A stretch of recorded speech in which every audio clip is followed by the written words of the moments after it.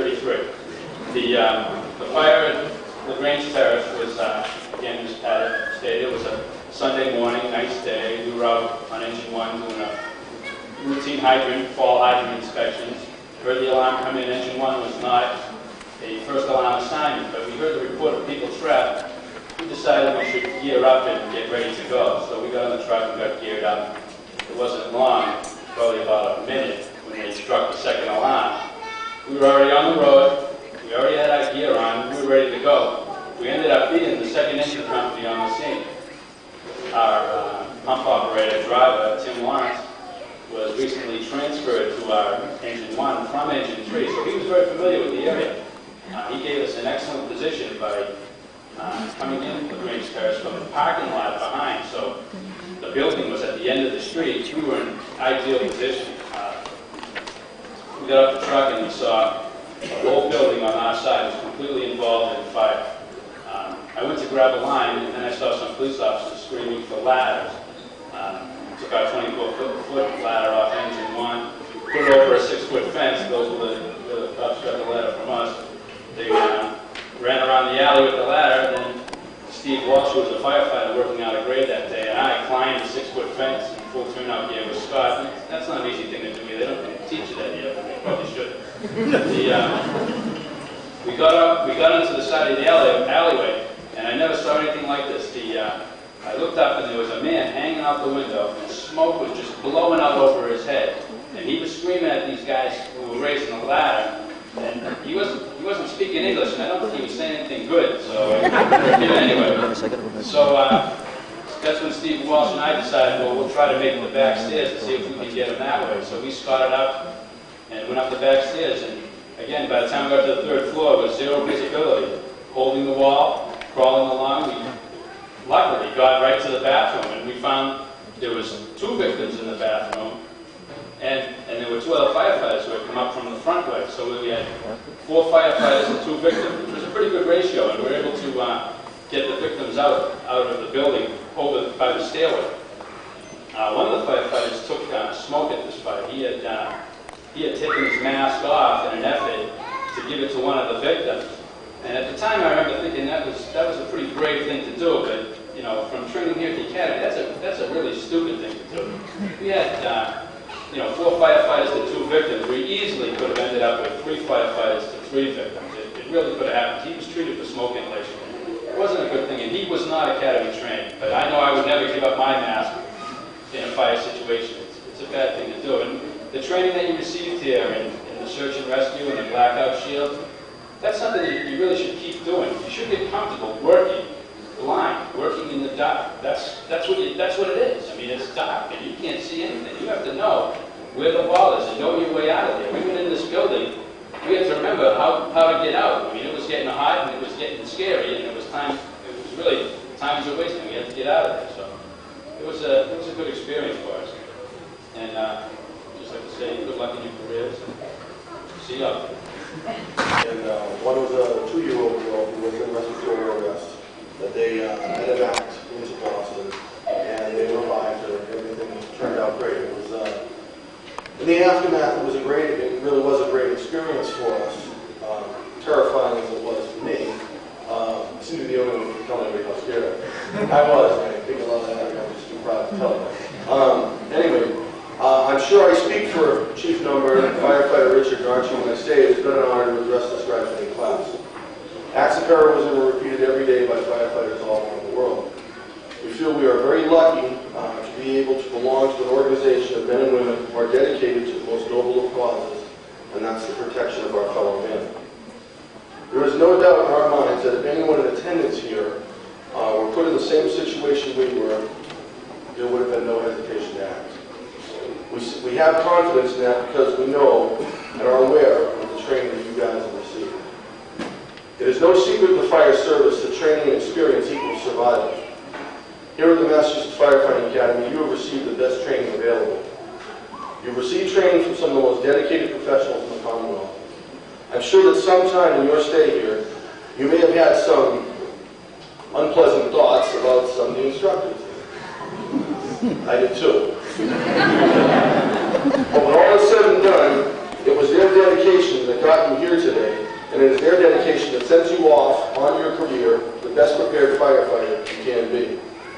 No municipal fire department I know of can provide this level of training.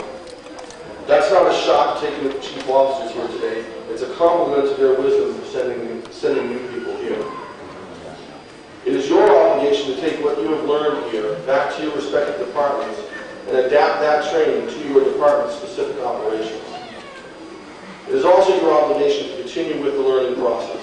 Remember, this is an introduction to a very challenging field of endeavor. You should be cautiously confident in your abilities. We're sure there is one thing every chief officer in attendance here will tell you, and that is that as long as you are in the fire service, you will always be learning. You can learn something new every day of your career. I had very mixed emotions about that fire last November. I'm not ashamed to tell anyone how scared I was.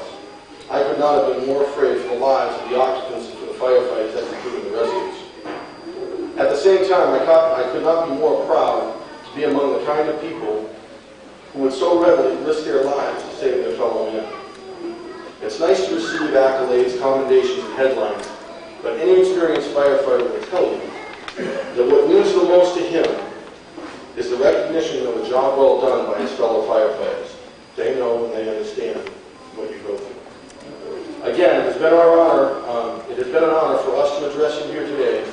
We hope that someday each and every one of you will have an opportunity to come up here and address the graduating class. You have honored us as individuals. You have honored our department, our respective companies, and the city of Lynn. For this, we thank you. We offer our most sincere congratulations, and we wish you, our brother firefighters, best of luck. A program on what a practical police was. That's what it's all about. It was excellent. Okay, at this time, I'd like to call upon two members sharing the stage with me today. I talked a little earlier about the Massachusetts Fire Training Council. The Fire Training Council is a 13-member body appointed by the governor, and they serve as a constituency from the fire service, and they come and they meet once a month. They oversee the direction of the fire academy. They set policy for fire training in the state. And traditionally, at recruit graduation, the chairman of the council and members of the council come forward and make a special award to one of the graduating recruits. So it's my pleasure to call upon the chairman of the council, Mr. Richard Banks, and Lawrence firefighter Bill Phillips.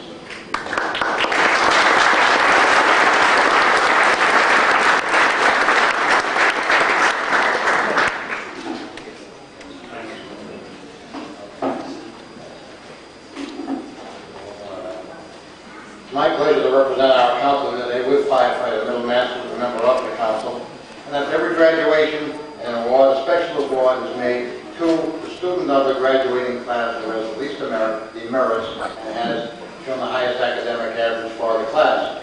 And it's our great pleasure today to make this award to a firefighter from the town of Lexington, and I would ask the gentlemen, the representatives, the chief is not here, but I think the deputy chief is here from Lexington, and I would ask them to come forward, and I announce the winner of this particular award for this particular class is firefighter Stephen J. Cameron from Lexington.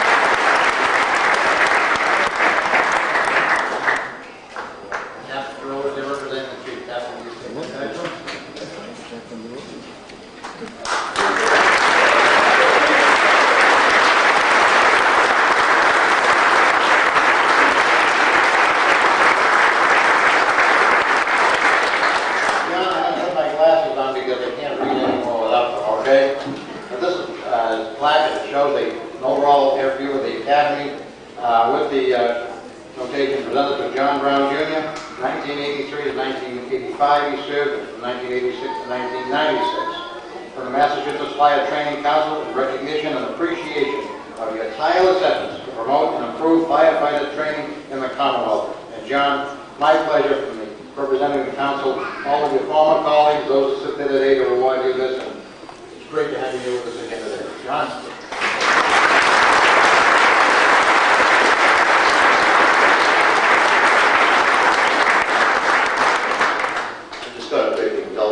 time for a moment is John Brown is someone that's very special to me.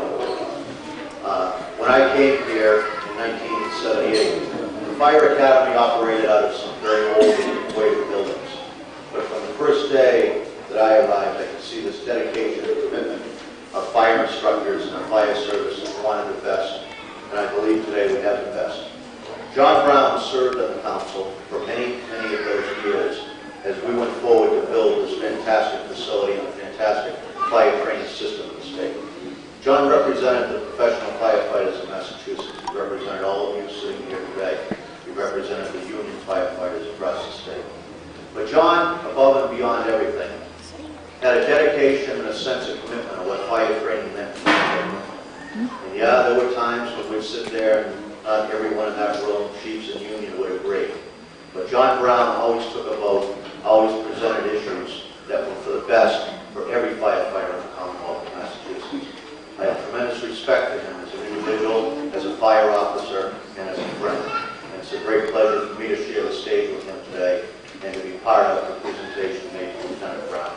Thank you.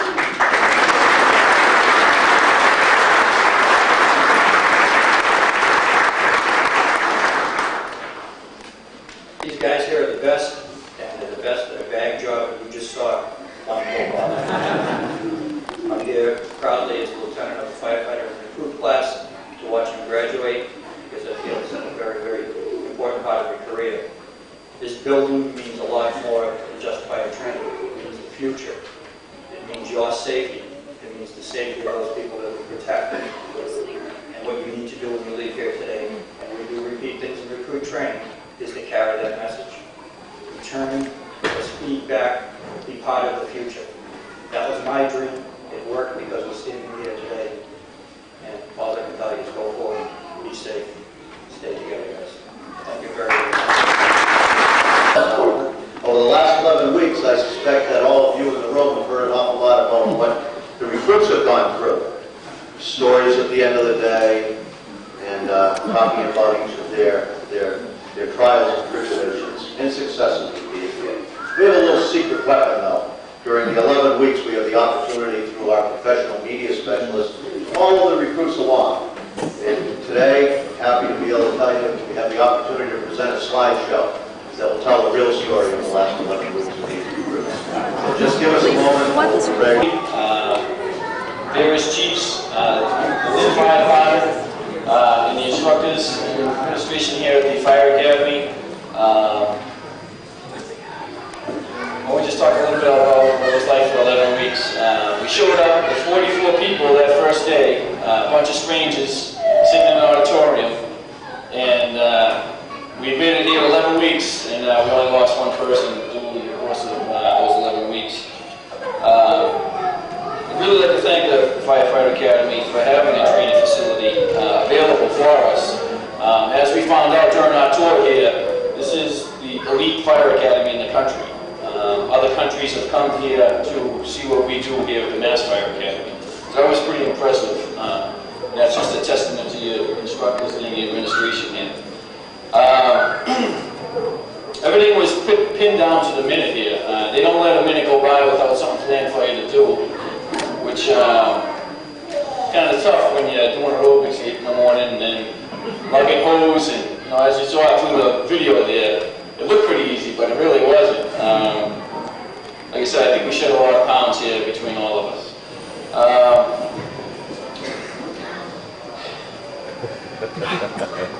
One of the other things we'd like to talk about in the course of 11 weeks, we even had one person had a child during the course of 11 weeks, and we have another one on the way immediately after graduation.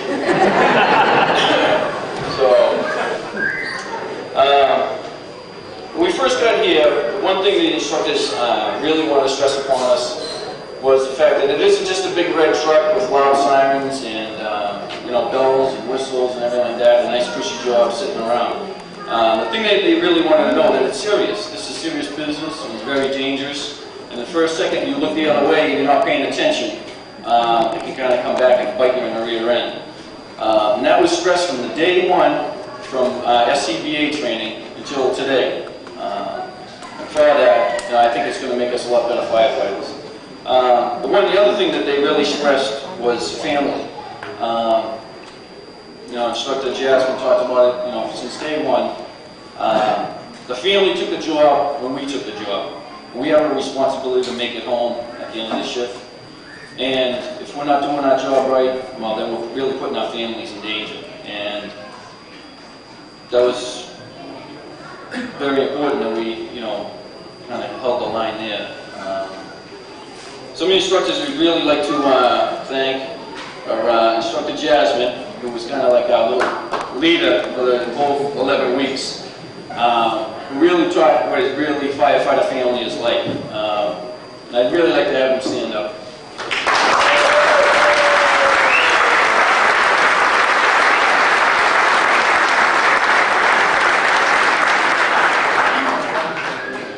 Instructor Connolly, also another major role player in our training here. Just a nice guy until you tick him off.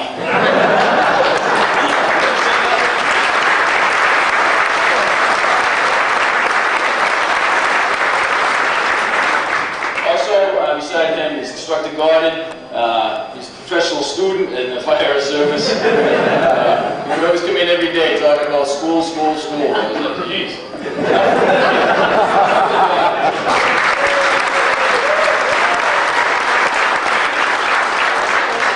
Definitely couldn't leave out the good kahuna from Lawrence, Instructor Julio.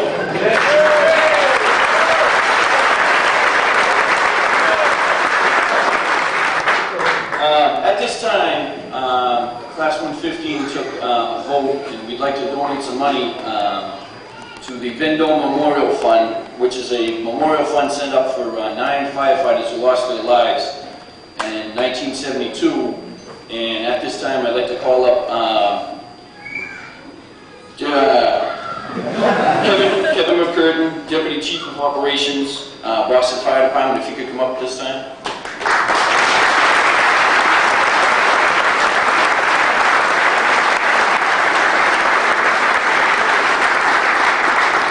Also at this time, I'm going to call up the class treasurer, Lincoln Holsky.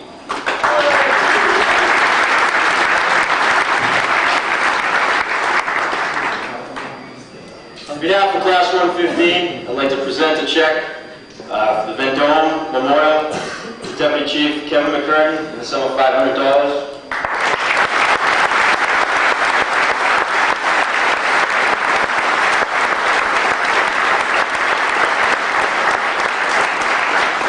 Thank you, and good afternoon, ladies and gentlemen. This is a terrific tribute, not only to the members that lost their lives, but to the fire service. It tells us something about esprit de corps and what this job is all about. Whether you're working in a small community or a large city, it doesn't matter. You're a firefighter. Firefighters all over the Commonwealth, if they're trained as well as the Academy staff trains people, firefighters in the Commonwealth do the job no matter where they are, and we appreciate it. For those of you who don't remember the Von Dome, as I'm sure many of the recruits in this class were probably too young to remember the Von Dome. It occurred in June 17, 1972, a month before I came